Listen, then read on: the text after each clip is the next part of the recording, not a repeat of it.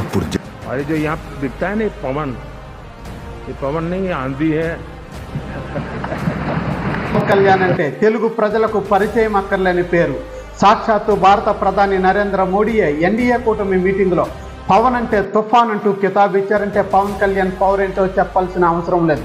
ప్రధాని మోడీ అంతగా ప్రశంసించడానికి కారణం ఆంధ్రావని చరిత్రలో అద్భుత విజయాన్ని సాధించడంలో పవన్ పవర్ పాలిటిక్సే కారణం.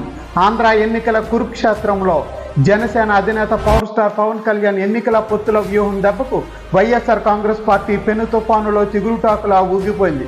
అటు తెలుగుదేశం ఇటు భారతీయ జనతా పార్టీల పొత్తు కలపడంలో జనసేన కీలకంగా వ్యవహరించారు.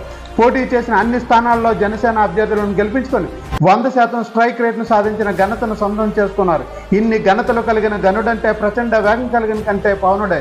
మరి మీరేమంటారో కామెంట్స్ రూపంలో తెలియజేయండి. జై హింద్, జై భారత్.